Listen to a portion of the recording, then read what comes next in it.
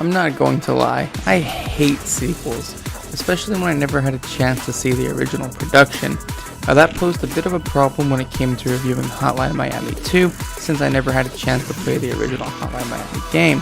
I got to watch a couple hours of it on Twitch, and watched a couple YouTube videos on it, but I never got to experience it myself, which is fine because I'm happy that I at least got to play the sequel.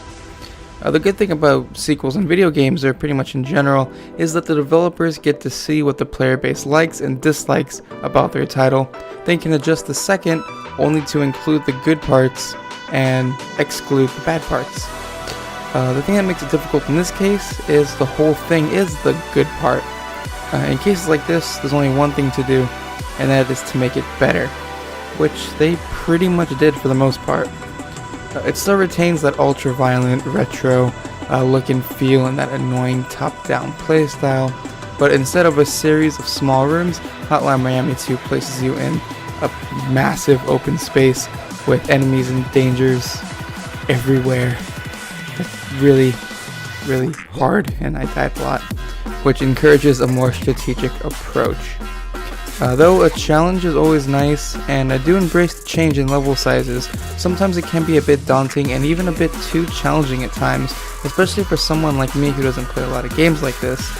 It's really frustrating to almost entirely clear an area, then be blasted by an enemy with a shotgun out of my line of sight, and have to restart, and cause me a lot of emotional distress.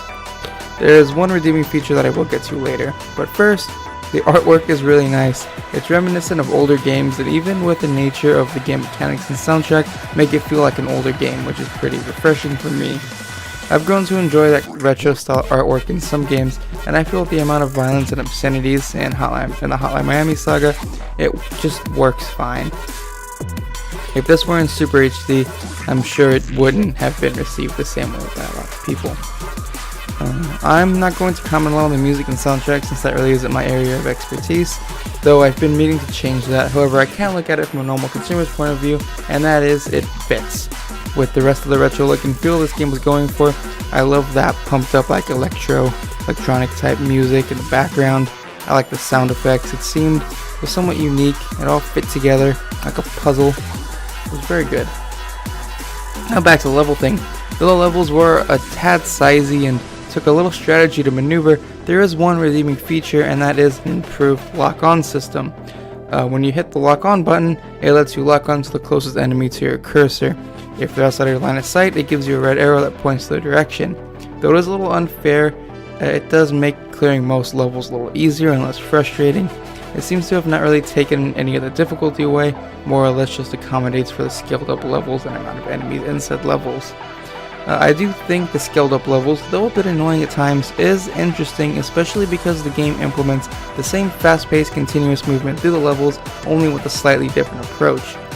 The story has expanded a little as well to involve multiple stories, including a war, a serial killer, and even a Russian gang war. It also lets us play as a variety of different characters, one whom, in a shocking twist for Hotline Miami, can get through a level without killing anybody. This variation of characters and storylines allows the game to open us up to a lot of different scenarios that all require a different approach. Even more on this topic, each character is defined by their personal motivations instead of mindless killing. This different, more plot-driven and diverse approach and character-specific goals saves the game from being just another sequel and makes it what a sequel should be, just like the original, but also not too much like the original, but also better, if that makes any sense. This is a great game and is definitely a step up from a lot of sequels.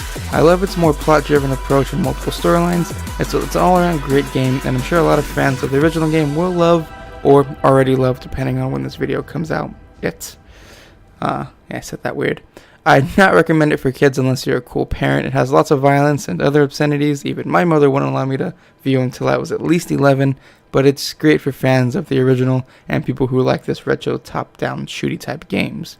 That is it for this video. My name is Anthony from SteamFirst.com. Be sure to check out SteamFirst for all the best news, reviews, videos, and content involving all things Valve and Steam. I am sick this video, so I hope it doesn't sound absolutely awful. And yeah, I'll see you guys in the next video. Goodbye.